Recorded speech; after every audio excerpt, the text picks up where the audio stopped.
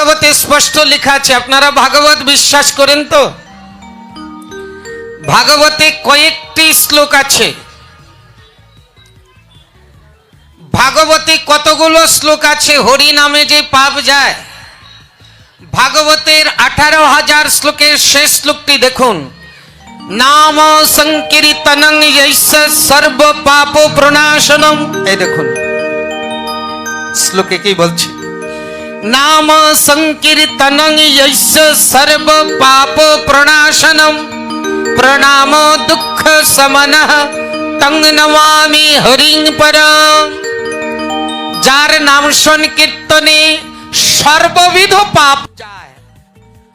ভক্তগণ, এই রকম আরো ভিডিও আসবে, দেখতে থাকুন। দুঃখ আছে সেগুলো নাশ হয়, সেই হরিকে আমি প্রণাম করি। তাহলে ভাগবতের কথা শুনবেন নাকি ওই যে অল্প বিদ্যা ভয়ঙ্করী মূর্খদের কথা শুনবেন? ভাগবতের কথা শুনতে হবে। তারপরে বলছেন শ্রীমদ্ ভাগবতে যমরাজ যমদূত সংবাদ। যমরাজ যমদূত সংবাদে বলছেন, সংকেতং পরিহাস্যং বা স্তুভম হেলনমেব বা বৈকুণ্ঠ নাম গ্রহণম অশেষাঘ হরং বিদু।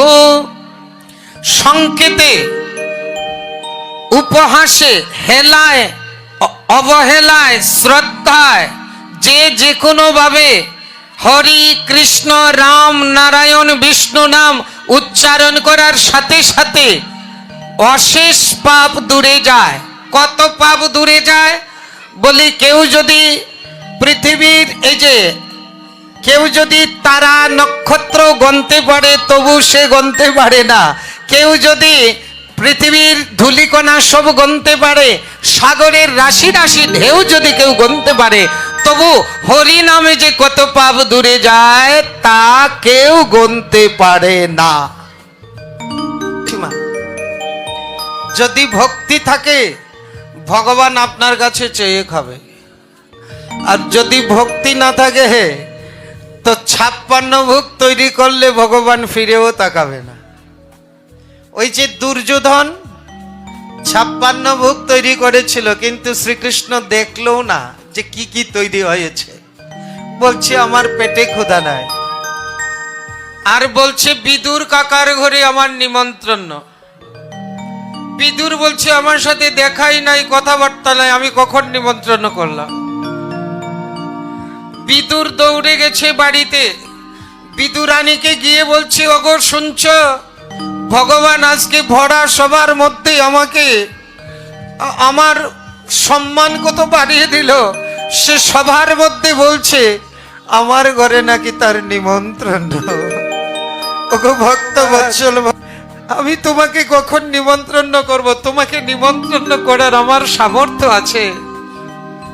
বিদুরানীকে বলছে তাড়াতাড়ি করে ঘর দরজা পরিষ্কার করো, যদি এসেই পড়ে। দেখুন, যদি এসেই পড়ে, শীঘ্র করে ঘর দরজা পরিষ্কার করো। বিদুরানী শীঘ্র করে ঘর দরজা পরিষ্কার করলেন। ঘর দরজা লেপে মুছে যখন স্নান করতে গেছে, আর স্নান করার পর কাপড়টা ছেড়েছে, শরীর থেকে কাপড়টা ছেড়েছে, এমন সময়ে শ্রীকৃষ্ণ গিয়ে উপস্থিত। বিদু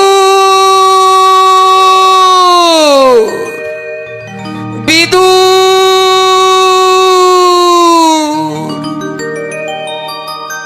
যার নামে মানুষ পাগল হয়ে যায়, তার ডাক শুনে কি আর পাগল না হয়ে থাকতে পারে গো?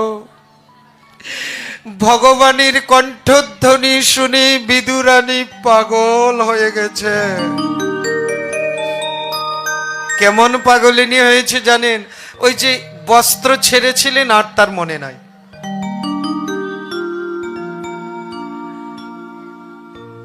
স্নান করে বস্ত্রটা ছেড়েছিলেন তো আর মনে নাই।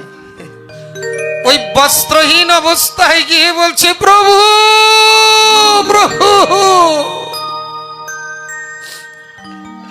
এই কাঙালির গৃহে তুমি এসেছো প্রভু।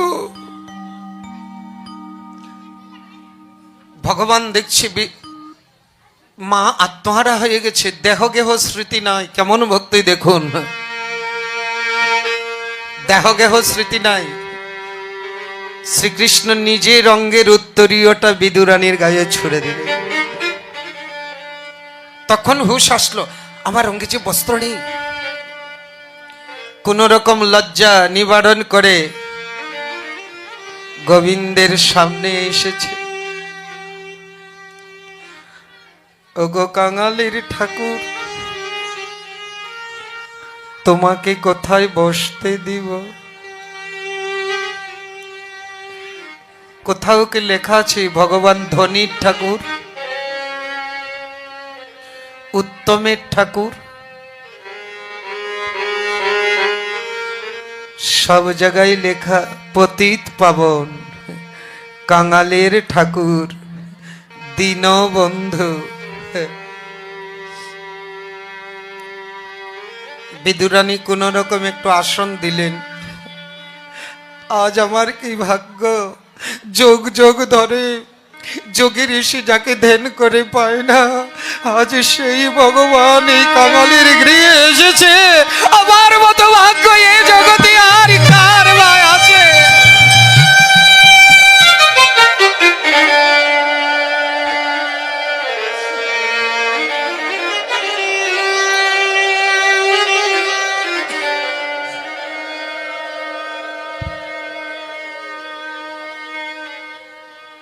ভগবান বলছে, মা বড্ড খিদে পেয়েছে, ঘরে কিছু খাবার আছে? দুর্যোধন 56 ভোগ তৈরি করেছে, এখানে বলছে খিদা নেই। বিদুরের ঘরে চেয়ে খাচ্ছে, বড্ড খিদে পেয়েছে মা। শেষ পর্যন্ত দেখতে থাকুন আর চ্যানেলটি শেয়ার করে সাবস্ক্রাইব করুন। পাগলিনী হয়ে গেছে, কোথায় কি পায়, কোথায় কি পায়, সমস্ত ঘর তন্ন তন্ন করছে। তন্ন তন্ন করে খুঁজে দেখে কি 3টি কলা। কলা 3টি হাতে নিয়ে গোবিন্দের সামনে এসে বসেছে। যার নামেই মানুষ পাগল হয়ে যায়, ঘর বাড়ি ছেড়ে দেয়, আত্মীয় স্বজন ভাই বন্ধু ছেড়ে দে, আর তার বদন দেখে কি পাগল না হয়ে তাকা যায়? গোবিন্দের বদন দর্শন করছি, আর কলার বাকল ফেলে কলা দিবে তো? এখন হয়েছে কি, কলা ফেলে কলার বাকল তুলে দিচ্ছে। প্রভু খাও, কলা দিচ্ছে না বাকল দিচ্ছে, তার সেই হিতাহিত জ্ঞান নেই। কলার বাকল তুলে ধরছে, প্রভু খাও। ভগবান বিদুরানীর দেওয়া কলার বাকল এই মুখে দিচ্ছে আর বলছে, কত সুস্বাদু, কত সুস্বাদু, কত সুস্বাদু। আরেকটি কলা হাতে নিলেন, আবার কলাটা ফেলে কলার বাকল তুলে দিচ্ছে। ভগবান আরেকটি কলার বাকল মুখে দিলেন। আহা হা মা, কি সুস্বাদু। আরেকটি কলা হাতে নিলেন, কলাটা ফেলে কলার বাকল তুলে ধরছেন। এমন সময় ভগবানের হাতে কলার বাকল, এমন সময় বিদুর এসে দেখছে, হায় হায়, ওরে এই জগতের যে সৌভাগ্য, যে ভগবান ঘরে এসেছে, জনম জনম ধরে যার চরণ দর্শন পায় না ধ্যান করে, আর সেই ভগবান আমার গৃহে এসেছে, আরে তুমি তাকে কলার বাকল দিচ্ছ?